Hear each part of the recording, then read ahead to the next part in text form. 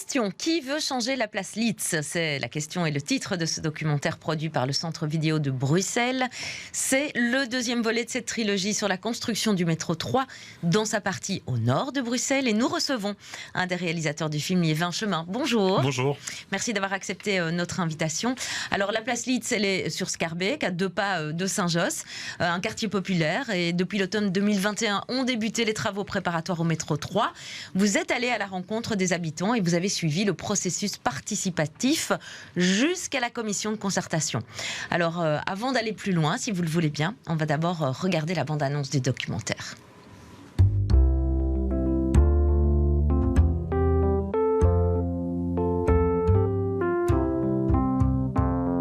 C'est très dur de déménager d'ici, de partir, quand on aime ses proches, quand on aime ses copains, quand on aime tout en fait.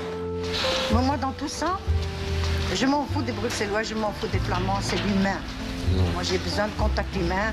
Je m'en fous qu'il soit noir, qu'il soit blanc, qu'il soit jaune et tout ça. Moi, j'ai besoin de ce contact humain. On enlève énormément de richesses à uniformiser tous ces quartiers. Un quartier à Chaussée d'Acte ou à la rue de Brabant ou à Matongué n'a pas d'équivalent en Belgique. Et les gens viennent pour ça. Elle est multiculturelle. On parle toutes les langues à la rue de Brabant. Le futur métro 3 reliera Evere à Forêt via le centre-ville de Bruxelles en 20 minutes seulement.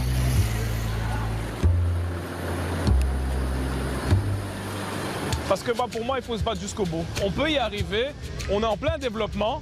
Allez, tout ce métro, tous ces travaux, etc. Est-ce qu'on s'est arrêté cette connerie de métro? Je ne peux pas vous répondre. Oui, on peut toujours, mais ce n'est pas nous qui prendrons la décision. C'est un grand changement. Cette place va énormément changer, mais elle doit être avec nous.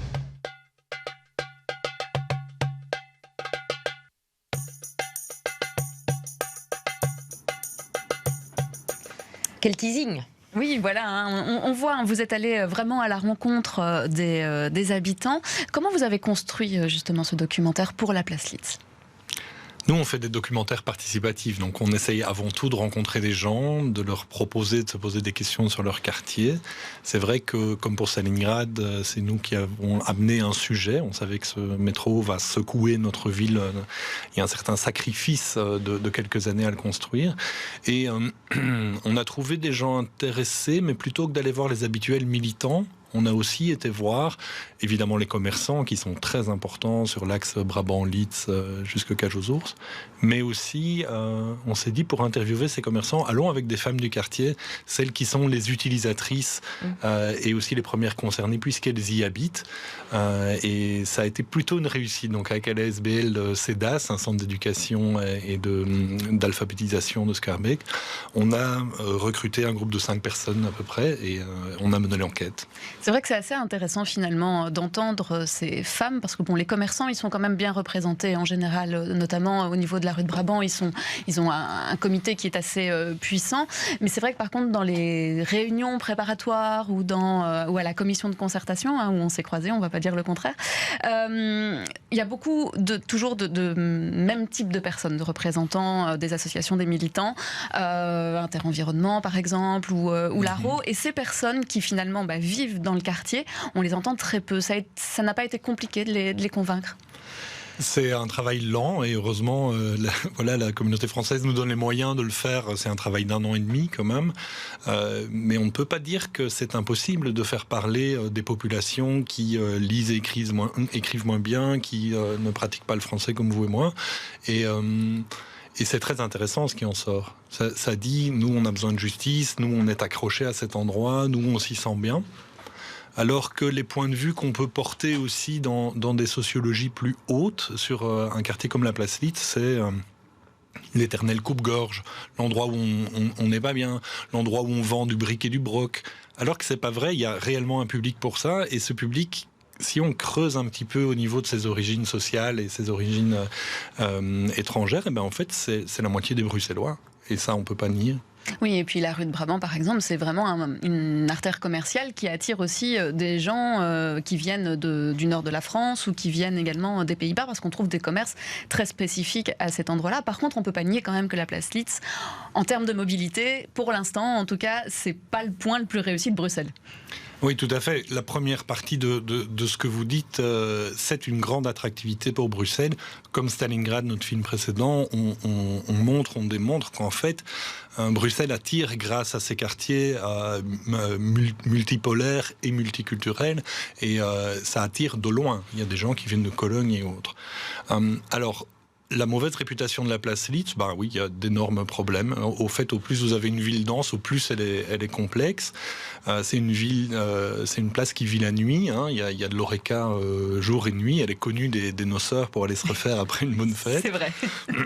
Et mais comment la regardons-nous? Quels sont ses atouts? Plutôt que de dire le chien est malade, il faudrait tondre le chien ou voir le liquider. Non, il y a vraiment moyen de se poser les questions autrement. Et alors, ce qu'on voit dans l'enquête aussi, c'est parfois un sentiment d'abandon. Il y a une dame à la rue verte qui dit, puisqu'il y a un projet qui arrivera dans 10 ans, dans 20 ans, nous, on sera resté 20 ans, 30 ans sans amélioration de notre espace public. Et dans les travaux.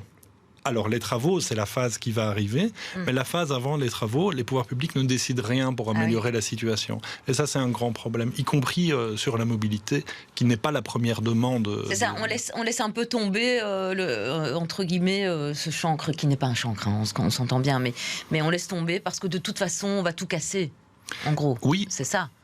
Oui, mais ça n'est pas nouveau non plus qu'à Schaerbeek, et depuis l'époque Knowles, depuis les années 80, où le pouvoir tournait le dos complètement aux communautés étrangères qui s'y étaient installées. Donc ce n'est pas la responsabilité actuelle de Schaerbeek, c'est une responsabilité à long terme.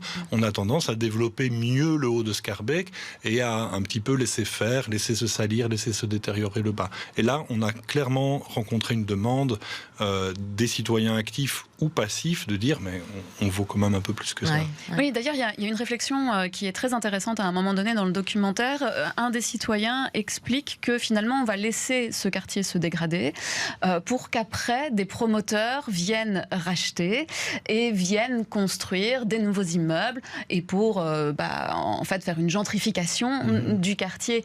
C'est un petit peu d'attention peut-être envers les autorités et communales et régionales, ou vous pensez que c'est un peu la vérité ? Je pense que c'est une perception, mais elle a quelque chose d'intéressant. Donc la question de la gentrification vue par les universités ou les intellectuels va être, ce sont des riches qui viennent remplacer des pauvres et prendre leur droit à la ville, leur droit à y habiter. Eh bien, ici, on entend autre chose. C'est un commerçant, c'est un patron. Donc il n'a pas une petite boîte, il a même plusieurs enseignes, etc. Eh bien, il nous dit, on a un petit peu l'habitude de voir se détériorer les espaces dans lesquels on essaye de se développer et que ça génère des opportunités par après. Donc, effectivement, tirer une mauvaise réputation à un territoire risque d'être l'endroit où on va le remplacer. Et dans l'histoire bruxelloise, le quartier Nord, le quartier Rempart des Moines sont des choses qu'on connaît là-dessus. Il ne faut pas laisser ghettoiser. Il faut pouvoir s'occuper de ce qui existe, même quand c'est dans un état ou dans une situation sociale difficile. Et puis, on voit aussi que les populations, les habitants de ces quartiers aussi se renouvellent pour certains beaucoup, d'autres évidemment sont là depuis très très longtemps, mais il y a quand même un renouvellement toujours. Il y a un des habitants de Saint-Josse, je pense, qui explique d'ailleurs que quand eux sont arrivés, en fait, ils ont un peu chassé les Italiens et les Grecs et que aujourd'hui finalement ils sont quand même toujours là. Alors ils disent que les Flamands vont peut-être les chasser parce qu'ils commencent à revenir dans le quartier et les Bulgares, voilà, les Bulgares et les Roumains aussi, je pense. Donc c'est aussi intéressant de voir toute cette dynamique dans le quartier. C'est vrai qu'on la connaît peut-être un petit peu moins. On voit aussi, on a l'impression quand même que ces personnes, en tout cas, sont peu écoutées des autorités politiques, parce que même les réunions que vous avez filmées, finalement, ce sont beaucoup de réunions avec les vieux Schaerbeckois, j'ai envie de dire, un peu d'origine belgo-belge, et il y a très peu de rencontres avec les populations d'origine immigrée. Oui, et pas que des vieux Schaerbeckois. Donc, si vous vous occupez de la vie de votre quartier, c'est parce que vous y voyez un enjeu. Cet enjeu n'est pas a priori culturel, ça va plutôt être un enjeu d'ordre, j'ai une maison, je possède un appartement, je veux savoir comment va devenir mon quartier, je m'y projette à long terme, ce qui n'est pas le cas des nouveaux venus ou des personnes qui survivent en fait. C'est quand même une partie de la ville qui reste très pauvre. On a filmé ces personnes qui se mobilisent. On salue d'ailleurs leur travail, le collectif Sauver le tram 55, etc. Il vient de relancer une pétition d'ailleurs. Et ils sont conscients de cette sociologie, qu'ils ne sont pas tout seuls à pouvoir bouger les choses. Mais du côté citoyen, tout le monde regrette qu'il n'y a pas de relais de citoyenneté existant, ni de relais de représentation politique suffisante dans les conseils communaux au Parlement bruxellois pour poser la question « et nous alors ?» Donc si vous êtes descendant d'une famille marocaine, guinéenne ou autre, qui va poser la question jusqu'à la grande gouvernance, qui va oser demander au ministre-président, mais en fait, vous êtes en train de modifier complètement le quartier de notre population, de nos communautés au pluriel.